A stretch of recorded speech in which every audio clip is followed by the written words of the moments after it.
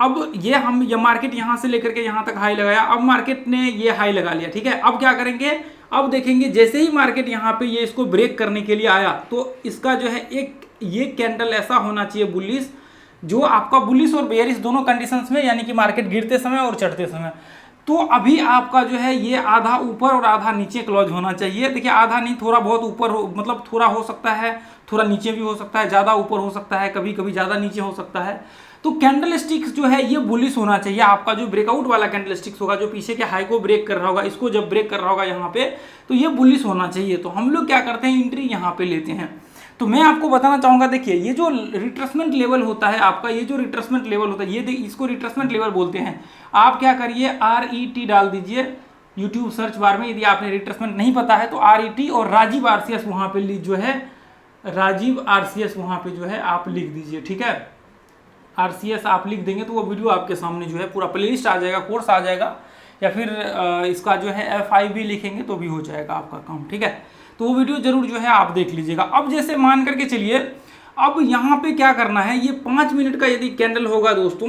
यदि ये 5 मिनट का कैंडल स्टिक्स होगा, तो 5 मिनट के कैंडल स्टिक्स में क्या करेंगे हम लोग, जो स्टॉप लॉस लगा करके चलेंगे, वो यहाँ से जितने भी, जो इसके पीछे जितने भी कैंडल स्टिक्स दिख रहा होगा, ये लो पे हम लोग रिट्रेसमेंट के लो पे जो है SL लगा करके चलेंगे 5 मिनट के हिसाब से। हम लोग कहाँ चलेंगे, ये जो रिट्रेसमेंट कर रहा होगा इसके लो के नीचे हम लोग SL लगा करके चलेंगे। इसके पीछे रीजन है दोस्तों हम लोग क्यों यहाँ पे लगा करके चलते हैं। और यदि यही सीन या फिर कोई भी सीन, ब्रेकआउट वाला कोई भी सीन आपके सामने क्रिएट हो, तो उस कंडीशन में दोस्तों हम लोगों को एक चीज ध्यान में रख करके चलना है कि यदि मान करके चलिए यहाँ पे 10 मिनट का ये चार्ट होता और यहाँ पे ये 15 मिनट का चार्ट होता, यहाँ पे ये 10 और 15 मिनट का होता, तो हम लोग क्या करते हैं, ये 15 मिनट का हम लोगों का चार्ट होता, तो हम लोग क्या करते, ये जो कैंडल स्टिक्स यहाँ पे एंट्री हुआ है, स्टॉप लॉस क्या करते, ये कैंडल स्टिक्स के लो के नीचे लगा देते। मैं वापस एक बार इरेज कर लेता हूँ और फिर से समझाता हूँ। ये देखिए, जैसे एक सेकेंड, जैसे यहाँ पे ये जो है ब्रेकआउट करने के लिए आया, तो हमने क्या किया, एक सेकेंड, ये देखिए हमने क्या किया, यहाँ पे एक जो है कैंडल स्टिक्स बना लिया, ठीक है। ये कैंडल स्टिक्स यहाँ पे बना लिया, ये ऊपर क्लोज हुआ है, ये पीछे के हाई को ब्रेक किया। स्टॉप लॉस जो है हम लोग 5 मिनट में ये रिट्रेसमेंट के नीचे लगा करके चलेंगे, और 10 और 15 मिनट के टाइम फ्रेम में जो है हम लोग कहाँ लगा करके चलेंगे, ये जो कैंडल होगा बुलिश जो कैंडल, जहाँ पे आपका एंट्री होगा अगले कैंडल पे, ये जस्ट उसके पीछे जो बुलिश कैंडल, जो ब्रेकआउट वाला कैंडल होगा, इसके जस्ट लो के नीचे 10 और 15 मिनट के टाइम फ्रेम में जस्ट इसके नीचे लगा करके हम लोग चलेंगे, ठीक है। तो आपको कैंडल स्टिक्स का जो है इस्तेमाल करना चाहिए आपको 15 मिनट, और जो बाकी टाइम फ्रेम होगा, जस्ट जैसे मान करके चलिए कि यहाँ पे हमने एंट्री लिया तो स्टॉप लॉस उसी पीछे वाले कैंडल स्टिक्स के नीचे लगा करके चलना चाहिए। इसका रीजन मैं आपको बताता हूँ। और 5 मिनट के चार्ट पे आपको रिट्रेसमेंट के नीचे जो है लगा करके चलना चाहिए, ठीक है। रिट्रेसमेंट जैसे ये यहाँ से मार्केट ब्रेक किया यह हाई को, तो हम लोग इसको रिट्रेसमेंट लेवल बोलते हैं। जब करेक्शन आता है, अब जैसे ये ब्रेक किया तो ये लो जो होता है इसको हम लोग रिट्रेसमेंट बोलते हैं, और ये लो के नीचे स्टॉप लॉस लगना चाहिए 5 मिनट के टाइम फ्रेम में। तो ये चीज़ जो है आप ध्यान में रख करके चलिए। और देखिए इसी जगह पे जो है आपका यदि 1 आवर का चार्ट होता,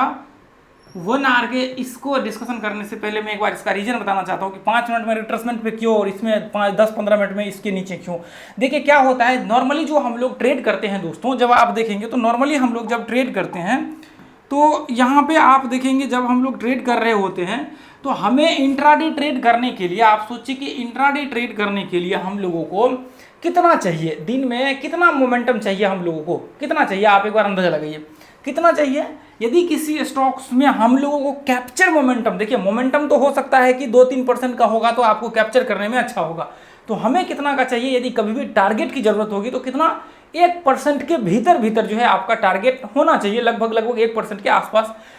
जो है आपका टारगेट यहाँ पे आना चाहिए। तो हम लोग जो नॉर्मल ट्रेड लेते हैं, यदि टारगेट होता भी है, SL होता भी है, तो वो क्या होता है 1% के भीतर ही आपका जो है यहाँ पे स्टॉप लॉस बनता है, 1% के भीतर। तो इसलिए हम लोग देखिए 15 मिनट का जो कैंडल स्टिक्स होता है वो क्या होता है, 10-15 मिनट का, आपको 15 मिनट का ज़्यादातर आपको देखने को मिलेगा वो 1% के, 0.1% के आसपास का ज़्यादातर कैंडल स्टिक्स जो है वो आपको देखने को मिलेगा। वो काफ़ी ब्रेकआउट केस में जो है वहाँ पे आपको जब भी ब्रेकआउट हो रहा होगा, देखिए जनरली आप देखेंगे तो वो कम जो है वहाँ पे आपको देखने को मिल सकता है, काफ़ी जो है यदि रेंज वगैरह सब में फंस जाता है तो वहाँ पे छोटे छोटे कैंडल स्टिक्स देखने को मिलेगा। लेकिन यही चीज यदि ब्रेकआउट वाले सिनेरियो पे, जब एंट्री वाले सिनेरियो पे आप जाकर के देखेंगे तो वहां पे क्या हो जाता है, वहां पे ऐसे कंडीशंस में एक कैंडलस्टिक जो है आपका 15 मिनट का, वो कई बार आपको 1.5% का देखने को मिलेगा, लेकिन आपको 0.25% का नॉर्मल देखने को मिलेगा, और आधा परसेंट से यहाँ पे 0.5% से ऊपर ही ये जो है कैंडलस्टिक्स आपका 15 मिनट का रहेगा। तो इसलिए हम लोग क्या करते हैं, देखिए अब मान करके चलिए, अब इसका जो 15 मिनट का रिट्रेसमेंट होता है वो यदि आप चेक करेंगे जा करके, तो उसका रिट्रेसमेंट आपको कभी 2% का दिखेगा रिट्रेसमेंट, कभी आपको उसका जो है 1.5% का दिखेगा, 1.5% का यहाँ पे दिखेगा। तो ये जो है प्रॉब्लम हो जाता है कि आप मान करके चलिए कि आप 15 मिनट के चार्ट पे आपने रिट्रेसमेंट के नीचे लगा दिया स्टॉप लॉस। अब 15 मिनट के चार्ट पे रिट्रेसमेंट के नीचे लगा दिया स्टॉप लॉस, तो फिर आपने जब स्टॉप लॉस 2% का लगाया है, तो आपका टारगेट भी यहाँ पे जो है 2% का होना चाहिए, इससे कम नहीं होना चाहिए आपका टारगेट। तो ऐसे सिचुएशन में क्या हो जाता है कि कई बार आपका टारगेट नहीं आता है, कई बार क्या होता है 2-3% मार्केट मूव कर चुका होता है, तो आगे दिन भर मूव नहीं होता, तो उसमें क्या होता है आपके लिए प्रॉब्लम क्रिएट हो जाता है। तो इसलिए यहाँ पे एक चीज आपको सोच करके चलना चाहिए कि आपको स्टॉप लॉस जो है यहाँ पे जो बाकी कैंडलस्टिक्स है उसके हिसाब से ध्यान में रख करके 15 मिनट में जो है आपको कैंडलस्टिक्स के नीचे, और 10 मिनट में जो है कैंडलस्टिक्स के जस्ट नीचे, और 5 मिनट में जो है रिट्रेसमेंट के नीचे। अब 5 मिनट में क्या होता है, 5 मिनट का यदि रिट्रेसमेंट देखेंगे तो आपको 1% के भीतर ही रिट्रेसमेंट हुआ रहेगा। 5 मिनट का जब रिट्रेसमेंट आप चेक करेंगे तो 1% के अंदर ही रहेगा, आधा परसेंट से थोड़ा ज़्यादा रहेगा और 1% के भीतर रहेगा। यदि किसी केस में मान करके चलिए कि आपका जो है 5 मिनट का जो कैंडलस्टिक्स है, कई बार क्या होता है ब्रेकआउट में बहुत स्पाइक होता है, बहुत, जैसे यहाँ पे बहुत स्पाइक आ गया। ऐसे सिचुएशंस में जैसे मान करके चलिए कि मार्केट यहाँ से ये हाई लगाया और ये ब्रेकआउट बहुत तेजी से यहाँ पे ब्रेकआउट हो गया,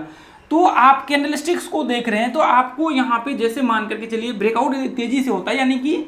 0.5% से ज़्यादा आपका यदि ब्रेकआउट होता है, एक कैंडल बनता है 5 मिनट का, तो फिर उस सिचुएशन में जो है आप जस्ट उसी कैंडल के नीचे एसएल लगा दीजिए, जैसे 15 मिनट में हम लोग अप्लाई करते हैं, और टारगेट 1:1 का जो है आप बना करके चलिए। 1:1 का इन सारे फॉर्मेट्स में जो है आपको टारगेट बना करके चलना चाहिए। तो यदि इधर ही हम लोग देख रहे थे, अब मान करके चलिए कि यहाँ पे आपने देखा, यहाँ पे एंट्री होगा आपका और एसएल जस्ट यहाँ पे लेगा। हाँ, जिस बार आपका ये कैंडलस्टिक्स बड़ा बन जाए ना, आधा परसेंट से ज़्यादा बन जाए, उस केस में आप स्टॉप लॉस जस्ट इसके नीचे लगा सकते हैं। हालांकि यहाँ पे एंट्री लेंगे और रिट्रेसमेंट के नीचे लगा करके चलेंगे तो भी आपको प्रॉब्लम नहीं होगा, लगभग 0.1% के करीब का जो है आपका एसएल बनेगा। तो ऐसे सिचुएशंस में 1% से थोड़ा ज़्यादा भी यहाँ पे बनेगा, कोई दिक्कत आपको नहीं होने वाला है यहाँ पे। अब मान करके चलिए कि यहाँ पे तो एंट्री होगा ही नहीं, यहाँ पे ये कैंडलस्टिक्स हुआ है। अब मान करके चलिए कि यहाँ पे यदि एंट्री होता तो स्टॉप लॉस लगभग 1% के करीब, तो 5 मिनट में यदि छोटा कैंडलस्टिक्स के नीचे आप लगा देते, अब मान करके चलिए कि इसी कैंडलस्टिक्स के नीचे हम लोग कहीं लगा दिया, तो संभावना ज़्यादा हो जाता है कि एसएल यदि वापस एक कैंडल का रिवर्सल हो, एसएल हिट हो जाए और फिर बाद में पता लगा कि मार्केट ऊपर गया। ठीक है, तो ऐसे कंडीशंस में जो है हम लोग वहाँ पे ध्यान से लेते हैं। अब मान करके चलिए कि इतना बड़ा बन गया तो ऐसे कंडीशंस में छोड़ दीजिए, बहुत ज़्यादा बड़ा भी बन जाता है, तो कई वीडियो मैंने इसके विषय में चर्चा भी किया हुआ है। अब जैसे मान करके चलिए कि यहाँ पे देखिए ये पॉइंट में सारे पॉइंट्स आप एक बार, बाकी मैं 15 मिनट का चार्ट लगा करके दिखाता हूँ। अब देखिए यहाँ पे सारे टाइम फ्रेम आपको यहाँ पे दिखाना है, तो वापस से ज़्यादा वो नहीं कर सकते हैं ना, तो आप लोग बैक टेस्ट कर लीजिएगा इसको आकर के। अब देखिए मैं यहाँ पे देखिए ये जो लगा हुआ है ना, ये टॉप गैनर लिस्ट लगा हुआ है, तो ब्रेकआउट पॉइंट कोई भी हो सकता है। अब जैसे मान करके चलिए कि यहाँ पे ये ब्रेकआउट पॉइंट, अब यहाँ पे मान लीजिए ये कैंडलस्टिक्स का ये इसका ब्रेकआउट, यहाँ पे आपका एंट्री होगा, तो आप जब इस कैंडलस्टिक्स को देखेंगे, यहाँ से